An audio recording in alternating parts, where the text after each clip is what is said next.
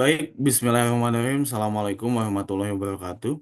Sebelumnya, kami dari kelompok, yaitu analisis laporan keuangan PT Bank Muamalat Indonesia Tbk. Di sini, saya Muhammad Dwi Sidki bersama Haikal Alip Sabani, Salma Salsabila, dan Anda Siti Fadila akan mempresentasikan buat tugas UAS, yaitu untuk menilai dan mengantisipasi menilai untuk melihat juga data laporan keuangan dari PT Bank Muamalat dari tahun 2020 sampai tahun 2023.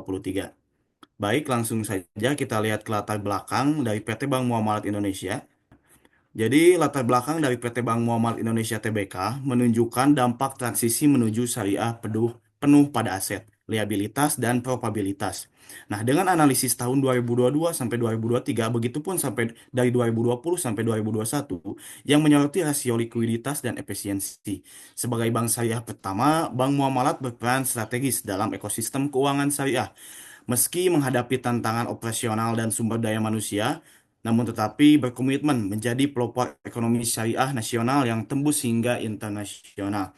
Baik, untuk mempersingkat waktu, kita langsung saja ke presentasi yang pertama yang akan dipresentasikan oleh saudara saya yaitu Nanda Siti Fadilah. Kepadanya saya persilahkan. Baik, selanjutnya yaitu analisis perbandingan kinerja Bank Muamalat 2000 tahun 2022 sampai 2023. Yang pertama ada kas mengalami peningkatan sebesar 2,57%, menunjukkan likuiditas yang terjaga untuk operasional. Yang kedua ada giro dan penempatan Bank Indonesia mengalami penurunan sekitar 30,32%. Yang ketiga ada giro bank lain mengalami kenaikan 181,19%. Yang keempat ada penempatan bank lain mengalami penurunan sebesar 91,29%. Yang kelima ada surat berharga mengalami kenaikan sekitar 9,58%. Yang keenam ada piutang murabahah mengalami penurunan sekitar 11,88%. Ketujuh ada piutang istisna mengalami penurunan sebesar 6,55%. Kedelapan ada piutang ijaroh tetap stabil di 21,7 juta. Kesembilan ada pinjaman core mengalami penurunan 31,43%. Kesepuluh ada pembiayaan mudorobah mengalami kenaikan 3,84%. Kesebelas ada pembiayaan musyarakah mengalami kenaikan 45,50%. Kedua belas ada penyertaan saham mengalami penurunan 7,19%. Ke-13 ada aset tetap mengalami kenaikan 3,04%. Ke-14 ada jumlah aset mengalami kenaikan 9,11%. Ke-15 ada tabungan wadiah mengalami kenaikan 16,51%. Ke-16 ada dana syirkah temporer mengalami kenaikan 2,39%. Ke-17 ada liabilitas mengalami kenaikan 42,44%. Dan ke-18 ada ekuitas mengalami kenaikan 0,28%. Pertumbuhan total aset kenaikan 9,11% mencerminkan ekspansi operasional dengan peningkatan signifikan pada pembiayaan berbasis kemitraan dan diverifikasi investasi. Selanjutnya akan dibacakan oleh Haikal. Baik, melanjutkan dari analisis perbandingan, tentunya setelah melakukan analisis perbandingan, dilanjutkan kepada analisis common size begitu ya, teman-teman. Di sini bisa dilihat bahwasanya terjadinya kenaikan yang fluktuatif di mana ada kenaikan yang signifikan, tetapi juga ada penurunan yang cukup drastis juga. Bisa dilihat pada piutang bahwasanya mengalami penurunan yang cukup besar di angka 0,11%, yang mana sebelumnya mengalami kenaikan mulai dari kas, giro, dan juga investasi pada surat berharga sampai menginjak 0,30%. Dilanjut scroll sedikit ke bawah teman-teman.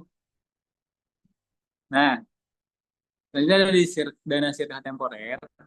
Di situ bisa dilihat bahwasanya di total dana sirna temporer mengalami kenaikan yang sangat signifikan, mulai dari 45 miliar sampai 46 miliar. Gitu. Untuk persentasenya sampai ke 46,68%. Analisis common size digunakan untuk mengevaluasi perubahan proporsional pada pos-pos neraca dari tahun 2022 sampai tahun 2023.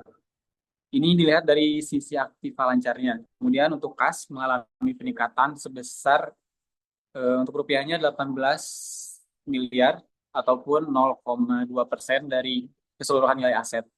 Ini semua mencerminkan bahwasanya kestabilan likuiditas jangka pendek, tapi sebaliknya giro turun sebesar 2 miliar ataupun persentasenya senilai 0,30% yang menunjukkan pengurangan dana dalam bentuk giro. Nah, kemungkinan dialihkan ke investasi atau pembiayaan lain.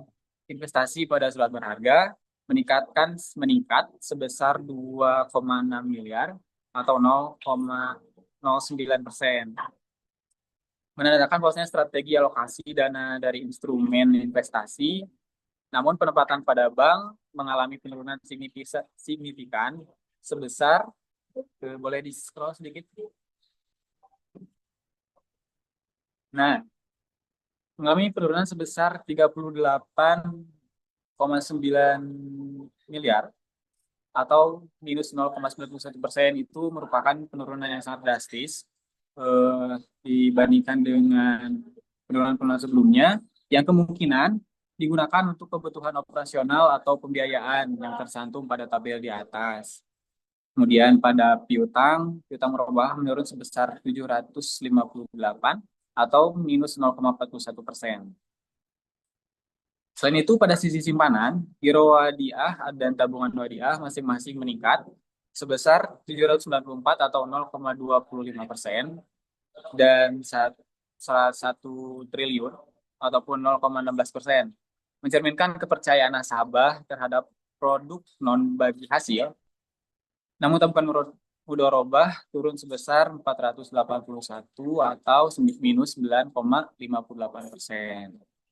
Kesimpulannya, bank menunjukkan pertumbuhan positif pada beberapa produk pembiayaan, khususnya piutang ijaroh dan pembiayaan musyarakah. Namun, perhatian lebih perlu diberikan pada penurunan giro, begitu. Karena akad ini merupakan akad yang cukup masif dilakukan pada akad di bank muamalat ini. Analisis tren, mungkin gambaran umumnya analisis tren ini yaitu proses identifikasi kemungkinan jangka waktu yang ditentukan, menilai beberapa tahun ke depan dengan data minimal 4 tahun ke belakang begitu. Di sini di tabel kas, contohnya bisa di scroll sedikit ke bawah. Nah, ini merupakan identifikasi kemungkinan 16 tahun ke depan, yang mana pada tahun 2039 dihitung dari 4 tahun ke belakang, jumlah aset yaitu bisa mendapatkan 5,3 miliar dari tahun 2024 atau 2025 saat ini begitu. Mungkin gambaran umum untuk analis tren seperti itu, mulai dari kas sampai ke akad-akad selanjutnya sama. Mungkin di sini saya akan menjelaskan kembali terkait materi common size pada tahun 2022 sampai 2023. Begitupun udah yang udah dijelaskan oleh saudara saya itu Haikal Alip. Cuman saya menambahkan sedikit atau penjelasan supaya mungkin lebih paham dan lebih melihat data gitu ya, lebih realistis. Soalnya yang tadi udah dijelasin sama Haikal juga udah jelas, cuman dia menjelaskan kesimpulannya dan begitupun yang dijelaskan oleh Haikal Alif adalah pada tahun 2020 sampai 2021 mungkin ya. Oke, mungkin kita bisa lihat di aktiva lancar pada kas mengalami peningkatan sebesar 18.030 atau 0,02%. Mungkin kita bisa lihat di data dan dari periode 2022 sampai 2023, dan kita juga bisa lihat di selisih yaitu ada rupiah dan persen pada arus kas yaitu mengalami penurunan yaitu sebesar 0,02%. Nah, ini menunjukkan pengelolaan kas yang stabil. Meskipun pertumbuhannya kecil, hal ini mengidentifikasi bahwa bank masih memiliki cukup dana likuid untuk memenuhi kebutuhan operasional jangka pendek. Nah, baik masih pada aktiva lancar, kita mungkin bisa melihat giro ya, teman-teman. Nah, pada giro yaitu menurun drastis, yaitu sebesar 2.180.991 atau minus 0,30%. Nah, penurunan ini dapat mengidentifikasikan bahwa dana yang disimpan dalam bentuk giro mengalami pengurangan yang mungkin digunakan untuk investasi atau pembiayaan lainnya. Nah, mungkin teman-teman bisa lihat tabel pada periode tahun 2022 sampai ketika kita diselisihkan yaitu minus 2.180.000 sekian. Oke, pada investasi pada surat berharga meningkat sebesar 2.669.372.000.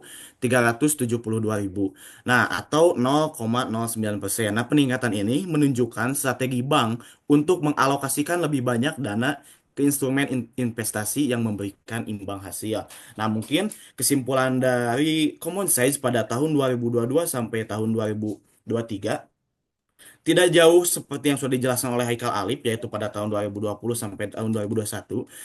Kesimpulannya sama, yaitu pertumbuhan positif meningkat pada piutang ijarah dan pembiayaan musyarakah, yaitu menunjukkan potensi besar produk-produk pembiayaan berbasis syariah. Nah, kesimpulan lain juga, mungkin setelah saya menganalisis data bersama teman-teman pada Common Size, perlu diperhatikan penurunan pada giro dan tabungan modal mengidentifikasikan perlunya strategi untuk menarik lebih banyak dana pada pihak ketiga. Terus kita bisa lihat juga eh, setelah saya menganalisis juga bersama teman-teman probabilitas stabil. Nah, probabilitasnya itu stabil ya. Peningkatan saldo laba mencerminkan efisiensi dalam pengelolaan keuangan. Nah, mungkin cukup sekian presentasi dari common sense tersebut. Selanjutnya mungkin ada kesimpulan sedikit yang akan dijelaskan oleh Salma Salsabila. Kepadanya saya persilahkan. Baik, yang terakhir ada kesimpulan. Kesimpulan yang pertama itu kondisi perbandingan laporan keuangan. Berdasarkan perbandingan laporan keuangan tahun 2022 dan 2023 menunjukkan peningkatan aset sebesar 9,11% yang didukung oleh kenaikan pembiayaan musyarakah dan investasi pada surat berharga. Namun, terdapat penurunan yang signifikan pada dana kas, giro, dan penempatan di Bank Indonesia yang mengindikasikan tantangan dalam menjaga likuiditas. Secara keseluruhan, kinerja keuangan bank tetap positif dengan fokus pada pembiayaan berbasis syariah. Yang kedua, ada bagaimana kondisi bank berdasarkan analisis common size. Analisis common size menunjukkan peningkatan proporsional pada pembiayaan musyarakah dan tabungan syariah. Sementara beberapa elemen seperti giro dan deposito mudharabah mengalami penurunan. Hal ini mengindikasikan pergeseran preferensi nasabah dari strategi alokasi aset yang perlu dioptimalkan untuk menjaga keseimbangan likuiditas dan pertumbuhan.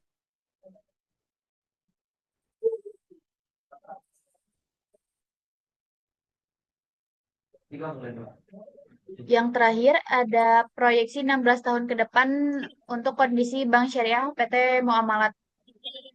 Dalam 16 tahun ke depan, Bank Muamalat memiliki peluang besar untuk terus memperkuat posisinya sebagai pelopor perbankan syariah di Indonesia. Proyeksi menunjukkan pertumbuhan yang signifikan pada pembiayaan berbasis musyarakah yang mencerminkan minat tinggi terhadap pembiayaan kemitraan yang adil dan transparan. Pinjaman core juga diperkirakan akan mengalami peningkatan seiring dengan peningkatan kebutuhan masyarakat terhadap layanan keuangan berbasis syariah tanpa imbal hasil. Tren positif ini menunjukkan bahwa bank dapat menjadi pemimpin dalam pembiayaan sektor produktif, khususnya untuk usaha kecil dan menengah yaitu UKM, dan sesuai dengan prinsip syariah. Untuk menjaga stabilitas keuangan, Bank Muamalat perlu meningkatkan kemampuan manajemen likuiditas melalui optimalisasi dana pihak ketiga dan pengelolaan aset yang lebih strategis. Selain itu, penguatan sumber daya manusia yang memiliki kompetensi tinggi dalam keuangan syariah akan menjadi faktor penting untuk mendukung ekspansi bank secara berkelanjutan. Dan kombinasi strategi ini, Bank Muamalat diharapkan tidak hanya mampu bertahan dalam persaingan industri, tetapi juga menjadi pendorong utama pertumbuhan ekosistem keuangan syariah di Indonesia. Baik, mungkin cukup sekian presentasi dari kelompok kami mengenai tentang presentasi yaitu dari Bank Muamalat Indonesia TBK dari tahun 2020, 2021, 2022 sampai 2023. Mungkin cukup sekian. Mohon maaf bila ada kata-kata atau penjelasan yang kurang jelas. Mungkin cukup sekian. Terima kasih. Wassalamualaikum warahmatullahi wabarakatuh.